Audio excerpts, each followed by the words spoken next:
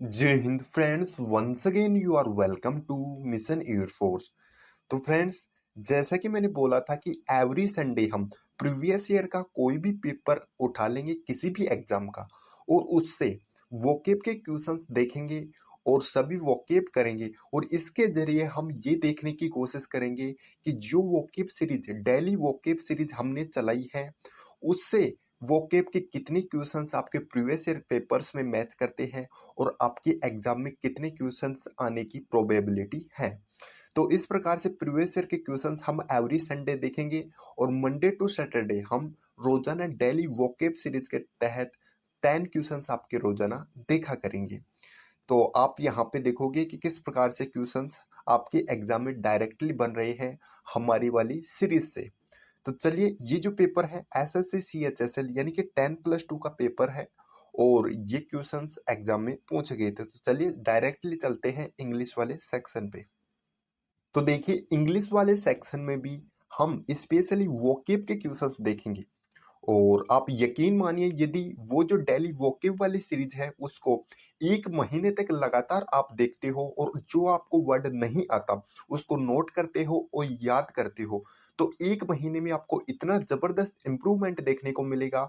और 3 से 4 मंथ लगातार वीडियोस देखने से और लर्न करने से कोई भी वोकेब का क्वेश्चन किसी भी एग्जाम में आपका गलत नहीं होगा। तो देखिए, ये क्वेश्चन ईडीएम का क्वेश्चन पूछा गया था एसएससी सीएचएसएल में। क्वेश्चन क्या था? Throw in the towel. ये आपकी यहाँ पे ईडीएम थी और उसका आंसर आपको बताना था। तो देखिए, इसका आंसर यहाँ पे दिया गया है जो कि ग्रीन में है। और नेक्स्ट जो वीडियो आएगी अगले संडे, उससे मैं कोशिश करूंगा कि टाइप करके ये सभी क्वेश्चंस आपके लिए लेके आऊं ताकि आप भी अपना आंसर चूज कर सकें, पहले से आपको पता ना हो। तो देखिए, थ्रो इन द टॉवल यानी कि हार स्वीकार कर लेना। एड डिफीट, हार स्वीकार कर लेना, थ्रो इन द टॉवल होता है और काफी इंपॉर्टेंट ईडियम है। और जैसा कि आप देख पा रहे हो कि एग्जाम में पूछी गई है। तो चलिए देखते हैं नेक्स्ट वोकेबलरी के क्वेश्चन को। तो नेक्स्ट क्वेश्चन आपके सामने है और ये क्वेश्चन भी वोकेब का पूछा गया था। वन वर्ड सब्स्टिट्यूशन आपके सामने है। A group of singers in a church. तो देखिए, ये वाला जो वन वर्ड है हमारे वोकेब वाली सीरीज में हो चुका है। जी हाँ दोस्तों, 3 नंबर या 4 नंबर वीडियो थी, उसमें ये वाला क्वेश्चन मैंने करवाया था। और इसके बीच मैंने जो डिफरेंस था, CHOIR चोर तथा ऑर्केस्ट्रा, ऑर्केस्ट्रा एक वर्ड है, इन दोनों के बीच का जो डिफरेंस है वो भी मैंने आपको बताया था। और मैंने ये बताया था कि ये वाला क्वेश्चन एग्जाम में पूछता है, दोनों में कुछ माइनर सा यहाँ पे डिफरेंस है, कंफ्यूजन क्रिएट होता है जिसकी वजह से एग्जाम में गलत होने का चांस रहता है। तो मैंने दोनों चीज बताया था। हालांकि इस क्वेश्चन में ऑप्शन में नहीं दिया गया है ऑर्केस्ट्रा। हालांकि जब ऐसा क्वेश्चन बनता है तो एग्जाम में एग्जामिनर ऑर्केस्ट्रा भी एक ऑप्शन में देता है। तो देखिए, जब आपको दिया जाए एक ग्रुप ऑफ सिंगर्स, एक ग्रुप ऑफ सिंगर्स दिया जाए, चाहे वो चर्च में हो या कहीं पे भी हो, तो CHOIR चोर यहाँ पे होगा। और जब आपको दिया जाए एक group of singers playing various music instruments, जी हाँ दोस्तों, इसके साथ हमेशा होना चाहिए प्लेइंग वेरियस म्यूजिक इंस्ट्रूमेंट्स, फिर आपका जो आंसर होगा वो होगा ऑर्केस्ट्रा। तो इस बात का ध्यान रखिएगा। ये क्वेश्चंस हम ऑलरेडी वोकेब वाले सेशन में कर चुके हैं।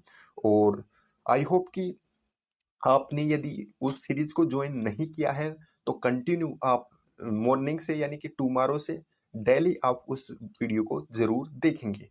तो ऑप्शन नंबर बी में है बैंड, ट्रूप तथा होस्ट। तो देखते हैं नेक्स्ट क्वेश्चन। क्वेश्चन नंबर 5 है और यहाँ पे इसमें भी ईडीएम पूछी गई थी आपकी एग्जाम में। और ये ईडीएम क्या थी?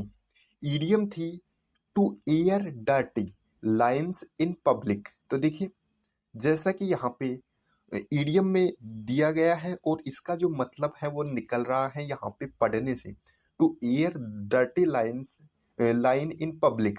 तो आंसर हो जाएगा option number C, to discuss private affairs in public, यानी कि अपने निजी मामले, उनकी अफेयर्स को पब्लिक में डिस्कस करना, वहां पे ले जाना।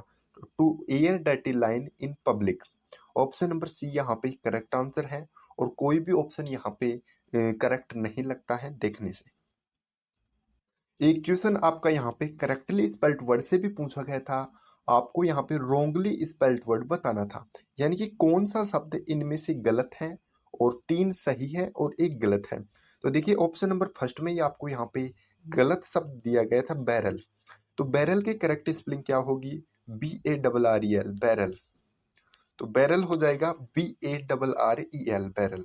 बाकी जो सभी स्पेलिंग्स हैं जैसे कि बैरियर BARRIER बैरियर, बैरी तथा बैरन, ये सभी यहाँ पे सही दी गई है। BARREN बैरन, बैरन यानी बंजर। तो देखते हैं नेक्स्ट क्या क्वेश्चन पूछा गया था। तो यहाँ पे एंटोम पूछा गया था, यानी कि अपोजिट पूछा गया था आपके SSC CHSL एग्जाम में। और ये प्रीवियस ईयर का क्वेश्चन है एक्जोटिक। एक्जोटिक का आपको यहाँ पे एंटोम यानी कि अपोजिट बताना था। तो देखिए एक्जोटिक क्या होता है? एक्जोटिक होता है मतलब अजनबी या फिर अजनबी, विचित्र, विचित्र, अजीब और अजनबी। इसके यदि सिनोम्स की बात करूं तो मैंने करवा चुका हूं इसी सीरीज में, हम वोकेब वाली सीरीज में कर चुके हैं। स्ट्रेंज, पिक्यूलर मैंने बताया था आपको, और बिजारे भी बताया था। स्ट्रेंज यानी कि अजनबी, ओड। तो इसका यदि एंटोम की बात करें यानी कि अपोजिट, तो वो हो जाएगा ऑर्डिनरी। ऑर्डिनरी होता है सामान्य, नॉर्मल। तो ऑर्डिनरी यहाँ पे इसका एंटोम हो जाएगा। ऑप्शन नंबर ए में दिया है क्यूरियस, जिज्ञासु, कलरफुल, रंगीन, एलियन होता है विदेशी। तो एलियन इसका सिनोम हो सकता है, यानी कि अजीब, अजनबी। अजनबी के अर्थ में इसका सिनोम हो सकता है एलियन। तो देखते हैं नेक्स्ट क्या क्वेश्चन पूछा गया था। तो एक और क्वेश्चन यहाँ पे आपके डायरेक्टली वोकेबलरी से पूछा गया था। सिनोम आपको बताना था, यानी कि पर्यायवाची बताना था। इनुंडो, INNUENDO, इनुंडो, ये करेक्टली स्पेल्ड वर्ड में भी पूछा जाता है। और यहाँ पे आपके किस में पूछा गया है? सिनोम्स में पूछा गया है। तो देखिए इनुंडो क्या होता है? इनुंडो होता है ताना देना, यानी कि टोंट लगाना, ताना देना, या फिर उसको क्या बोलेंगे, व्यंग्य बोलते हैं हिंदी में, व्यंग्य देना, ताना देना। और एक इसका सिनोम और है सेटेयर, SATIRE, सेटेयर। तथा टोंट तो बोलते ही है, TAUNT, टोंट, टोंट देना, सटेयर, SATIRE, और इनुंडो, ये तीनों इंपॉर्टेंट वर्ड्स हैं, ताना देना। और जैसा कि इसका सिनोम दिया गया है ऑप्शन नंबर सी में, इम्प्लीकेशन, ये भी इसी का सिनोम है, इसका भी यही अर्थ है। ऑप्शन नंबर ए में दिया है एविडेंस, यानी कि सबूत, वेरिफिकेशन, वेरिफिकेशन होता है क्या? जांच प्रणाली। और ऑप्शन नंबर डी में है प्रूफ, प्रूफ यानी कि सबूत। तो देखते हैं नेक्स्ट क्वेश्चन।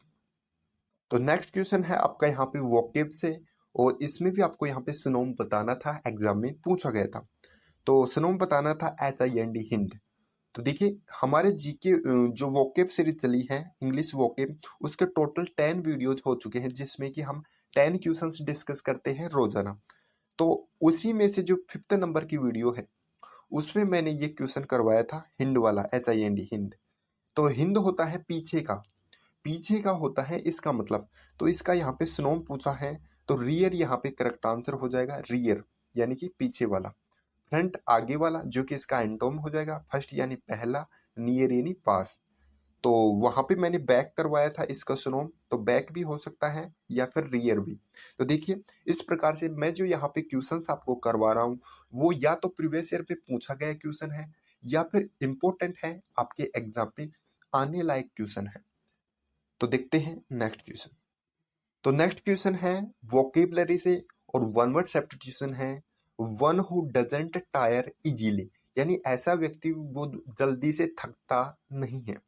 तो ऐसे व्यक्ति को बताने के लिए यूज किया जाता है इंडिफेटिजेबल, यानी कि जो थकता नहीं है, इंडिफेटिजेबल।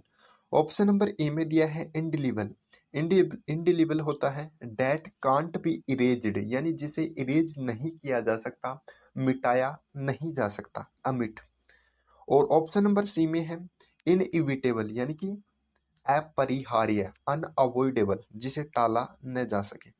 ऑप्शन नंबर डी में है इनफेलिबल, यानी कि जो कभी हारता नहीं है, हमेशा जीतता है, इनफेलिबल है। तो देखते हैं नेक्स्ट क्वेश्चन। तो नेक्स्ट क्वेश्चन है, और ये भी वोकेब का क्वेश्चन है। तो देखिए आप देख पा रहे हो कि कितना ज्यादा वेटेज रहता है वोकेब का एग्जाम में। तो काफी क्वेश्चंस हो चुके हैं वोकेब के। तो यहाँ पे भी आपको रोंगली स्पेल्ट वर्ड बताना था, यानी कि गलत शब्द बताना था इनमें से। तो अश्योर, ASSURE, अश्योर यानी अश्योर करना किसी को, और अश्योर्डली ये भी बिल्कुल सही है, ASSURDELY, अश्योरली।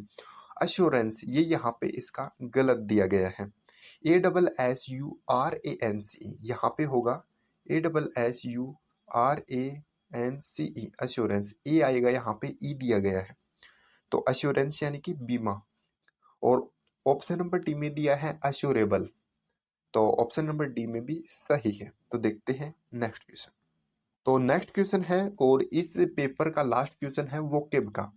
सक्सेंट, यहाँ पे इसका एंटोम बताना है, अपोजिट बताना है। तो देखिए SUCCINCT, सक्सेंट होता है संक्षिप्त, यानी कि इपिग्रामेटिक, संक्षिप्त इपिग्रामेटिक ब्रीफ। तो यहाँ पे यदि इसके एंटोम की बात करें तो लेंथी हो जाएगा, तर्ज भी होता है संक्षिप्त, कट, और पिति होता है अर्थपूर्ण, यानी कि मीनिंगफुल। तो देखिए सक्सेंट यानी कि संक्षिप्त, और लेंथी इसका एंटोम हो जाएगा, और इपिग्रामेटिक इसी का सिनोम है, जिसका मतलब भी होता है संक्षिप्त।